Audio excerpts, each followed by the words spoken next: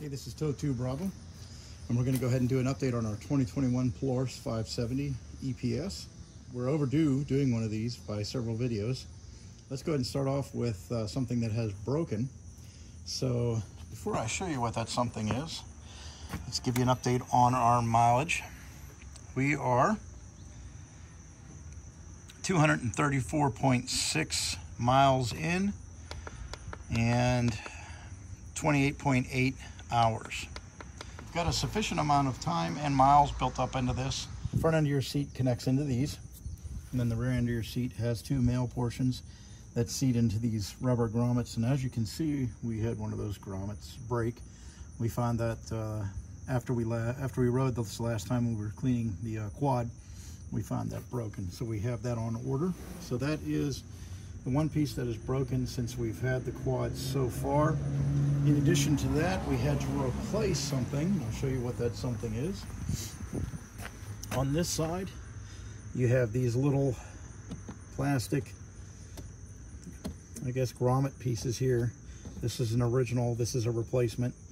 The original had become extremely loose, and we replaced that with a kit that we bought from Amazon. I'll show you that kit from Amazon here. So you get this handy dandy tool right here, and you get this box of replacement bits and pieces, these widgets, these little grommets right here. So that worked out real well with that as a replacement. So that was a good buy. Got that on Amazon. It was fairly cheap, not expensive at all. In just a few minutes, I do want to show you one other thing that we have upgraded. During the last video, you may recall me mentioning a modification that we did to keep water or debris out of one of the snorkels. So let me show you where the snorkels are. There's a snorkel that runs up here. That's your intake for your belt.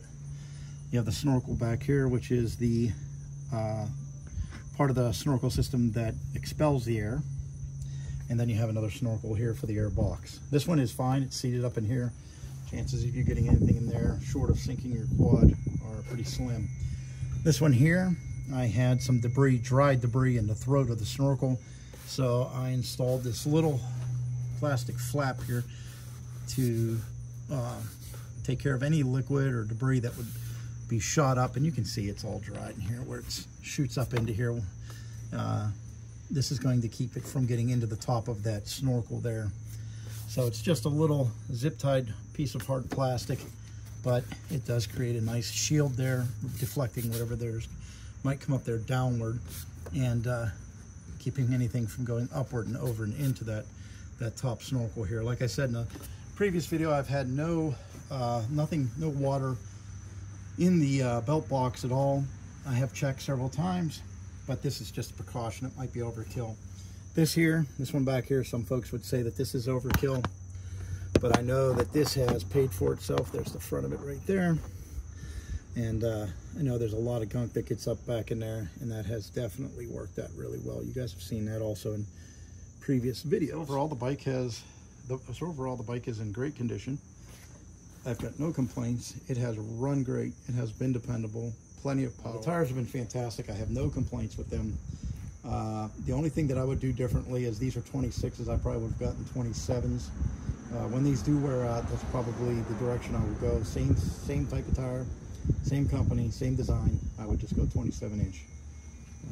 There's plenty of room for those, and I think that would be most beneficial.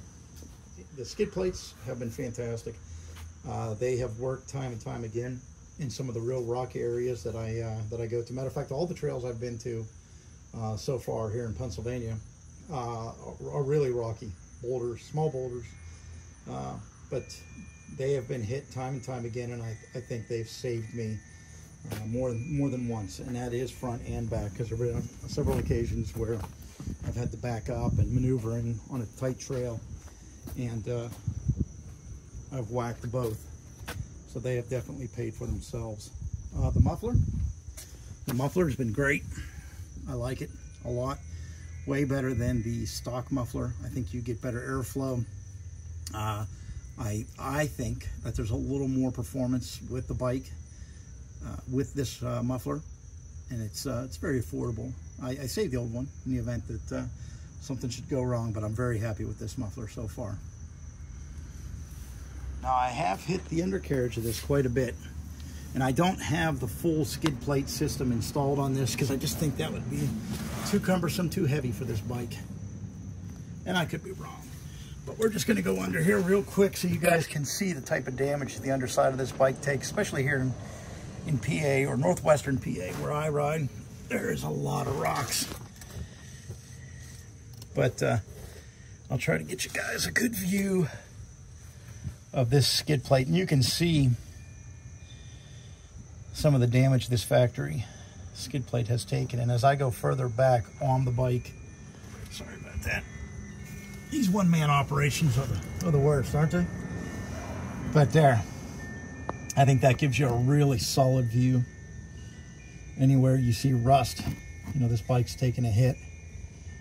In that last video where I lost audio and I ended up playing a music track over the video to fill the space of there not being any audio, you missed out on hearing this thing bottom out several times on that trail. That trail was a very difficult trail. That was 12 Black Diamond, and it is, you know, there's small boulders, and I think that's the rock crawl. I think it's what it's called. And it's just nasty. And you can see where this thing has just taken some licks. Now, I just repainted the skid plates. Otherwise, you'd see the gashes on those from this last visit, but they're not apparent right now. But I just repainted both front and back AAR CV boot skid plates.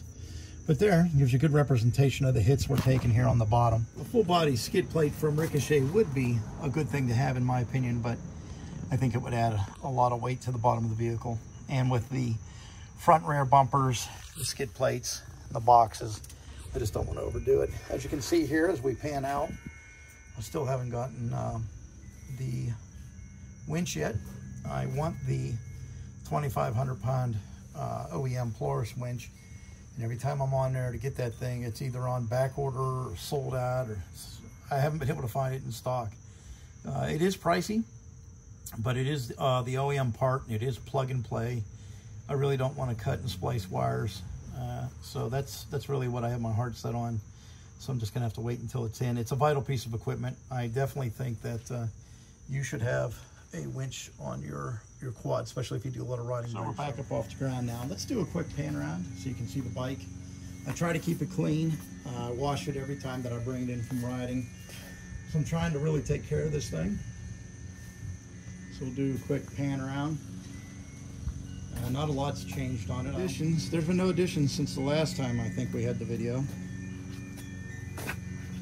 We'll just pan out from that so you guys can get a 360 view.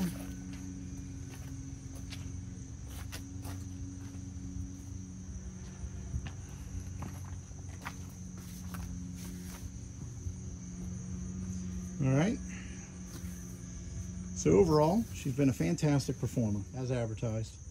I really have no issues. The only things that I would do if you're coming in to buy one of these, if you're in a place where there's any amount of mud or water, I would definitely do this modification. Now, I don't know what the 2022 looks like. Maybe they've changed this. That's where your snorkel would normally end. And that's where all your water and mud and gunk is getting kicked up to. And I truly believe that if I didn't have this extension on here that I made, I think you would definitely get a lot of stuff down into your belt box one way or the other.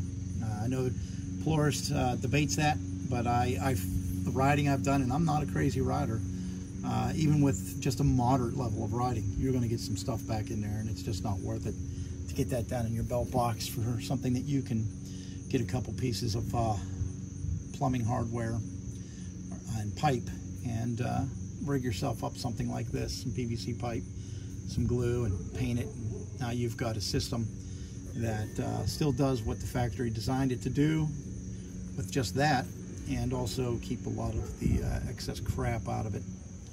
So if you get a bike, a Polaris that is, I think that's the one modification that you should do I would definitely suggest. I haven't had this other one on here long enough to be able to say whether that's effective or not.